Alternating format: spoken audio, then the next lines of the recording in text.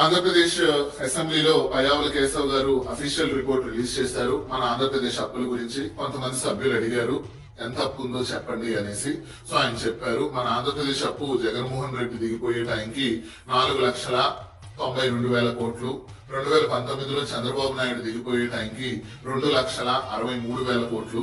అంటే అదనంగా జగన్మోహన్ రెడ్డి గారు తన హయాంలో ఒక 2,30,000 కోట్లు అప్పు చేశారు, కోవిడ్ 2 సంవత్సరాలు ఉండగా కూడా. అయితే ఆయన డబ్బులన్నీ ప్రజలకే పంచిపెట్టారు, అది అందరికీ తెలిసిందే. కనీసం రోడ్లు కూడా వేయలేదు, అది ఆయన చేసిన తప్పు.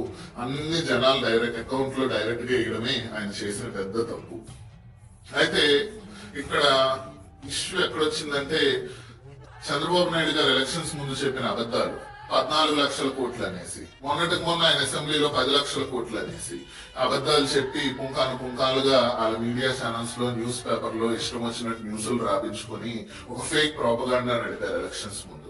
మన ఆంధ్ర ప్రజలు నెర్రిపప్పలను చేశారు. మన ఆంధ్ర ప్రజలు చదువుకున్న మూర్ఖులు, ఎందుకంటే ఆయన చెప్పిన సొల్లు నమ్మారు. ఆ మీడియా ఛానల్స్ చేస్తున్న బ్రెయిన్ వాష్ కి తాలూకారు. మన ఆంధ్రప్రదేశ్ లో ఉన్న ప్రజలందరూ సైకియాట్రిస్టులు చూయించుకొని అర్జెంట్ గా 4 మీడియా ఛానళ్లు, ఆ 2 న్యూస్ పేపర్లు మత్తులోంచి బయటకు రావాలి.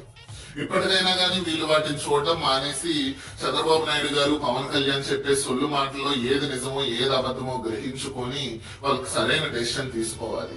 వాళ్ళు చెప్పిందే నిజమని నమ్మేసి ఇష్టం వచ్చినట్టు మనం చేస్తే రాష్ట్రం పరిస్థితి అధోగతి అయిపోద్ది అనేసి ఆంధ్రప్రదేశ్ ప్రజలకు చెప్తున్నాను.